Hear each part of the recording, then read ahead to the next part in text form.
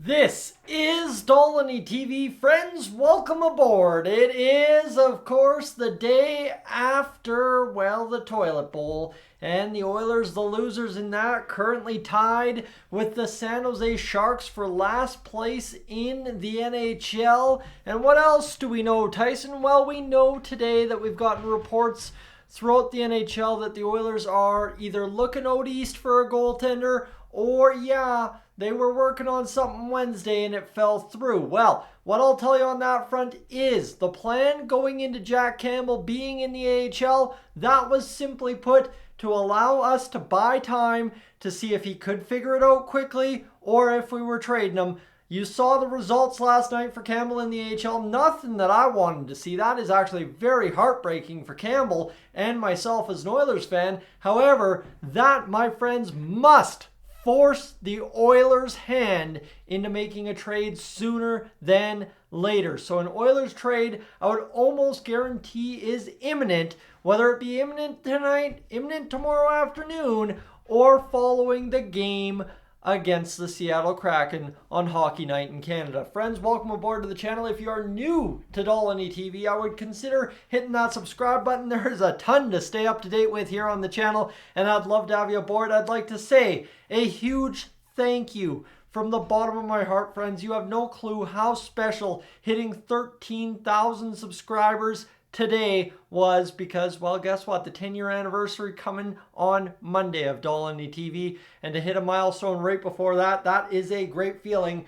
despite where the Edmonton Oilers are currently. Of course, you saw my reaction last night, so we got a lot of work to do. Well, what do we talk about now? As it currently stands, Jay Woodcroft and Ken Holland's jobs are safe. They remain Edmonton Oilers head coach and manager for the time being. Patrick over on the Oilers Fanatic did a very good breakdown today, kind of going through the phases of what could happen following tomorrow's game, right? Jay Woodcroft fired as head coach. That's an easy kind of move to make, right? He just kind of takes the blame for it all. You go on with another coach, sparks it up, good to go. I know everybody keeps mentioning Gerard Gallant. Again, I don't know enough about that situation to find out, but that seems like something that's pretty ready-made for the Oilers if that ends up being the case. Secondarily to that, if you fire both Woodcroft and Holland, as Patrick said, simply you need more time. So as much as maybe it was time to can Holland and Woodcroft today, right? You lost the toilet bowl. It can't go much worse than that. Well, maybe you should have canned them today. But if you're doing that, that's a lot of moves all at once, and you probably need a little bit more time. So that's where we find ourselves today. A very quiet day. A lot of speculation early on in the morning. Okay, what's about to happen? And then, of course, Ryan Rishaug putting it all to calm, and everybody else getting out there saying Jay Woodcroft is on the ice for practice today. He will coach on Saturday, and then bing, bang, boom, we'll make decisions after the road trip. So that's where we're at. Is we are currently awaiting management and coaching changes, huge team changes those would be, after tomorrow's game. So they get one last chance to save the situation. I don't know, friends. I am hoping they do, at least for Jay Woodcroft's sake. You know how much of a Jay Woodcroft fan I am. You know that I have not leveled any bit of this blame on Jay Woodcroft, other than to say that the simple solution is to fire the coach, because that has and always will be the simple solution in Edmonton. So when it comes to Ken Holland, guys, I'm right there with you. Trust me, I'm an Oilers fan too. Don't you think I don't like what's going on with Ken Holland and everything that's happened? Sure, but it's worked to this point. We've been able to get to the third and second round consecutive years. This team has been that close to a Stanley Cup back-to-back years. Now you come in here and it absolutely falls apart for whatever reason. That is a big, big, big, big issue, and one that only one man can either address or take the fall for, and that is Ken Holland, right? Nobody is here without him at this point, right?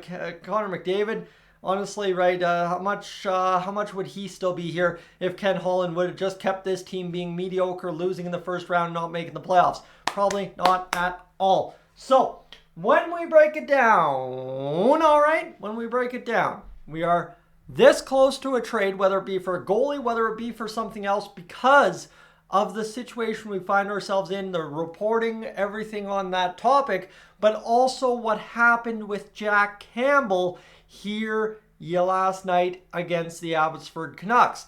Losing, giving up those goals that he did, that's gotta force the Oilers' hands. That's not a, oh man, this guy's got some kind of weird idea in his head. No, this is literally just taking a fact check here.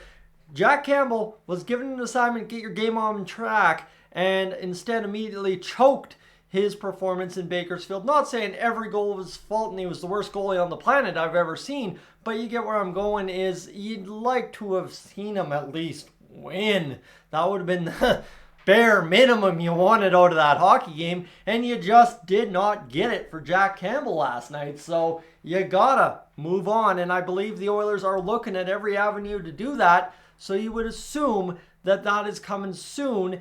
If they win tonight, or tomorrow night, sorry, that is the only likely outcome, because then you don't worry about firing Jay and Ken for another day. But you got to do something to give this team a shot in the arm and say, let's go, guys. And obviously a big trade involving either a goaltender, using some cap for a defenseman, whatever the stake might be, you end up doing it and seeing what happens to do that shot in the arm for the Edmonton Oilers. So right now, as it sits, friends, we're awaiting the big stuff, and we just kind of, again, the Edmonton Oilers, the most Edmonton Oilers thing you can do, punt it down the road another day or two and see what happens in the next 24, 48 hours. So we play the waiting game, but big changes are coming. No matter what, nobody can sit here with me and say one of Ken Holland or Jay Woodcroft are not going to get fired if the losing continues. Yes, you've got a game against Seattle. Yes, you could go on a 20-game win streak and change everything. Yes, I get that. But at current, right now, all we know is we have played 12 games, and at the end of the day, we're 2-10. My goodness, that's a mess. And somebody is going to have to pay the price for it, whether it be somebody via trade or somebody via a firing. So right now, right, we look forward to Seattle. I'm hoping they win, because I would love this circus to die right out. I mean, it's been a crazy ride here on YouTube, and I'm grateful for it. But I would love nothing more than to be able to sit down after a Friday at work, which was one of those days where it's like, oh my goodness, this day is never going to end. Even the boss is saying it feels like the day's already over. And at the end of the day, you'd like to just come home and talk about positive things. But there's nothing positive to talk about. If I sat here and told you the Oilers are going to make the playoffs, all the regular routine, I would be the biggest joke in town, not the Edmonton Oilers. I would be, for going out there and preaching that to you at this point. So, as we currently sit, we're going to just kind of take it day by day, hope for a win against Seattle, and try and turn the tide. However, if not, trade's coming first, you got to think. And then if the Oilers need an extra day to fire the management, that'll be coming.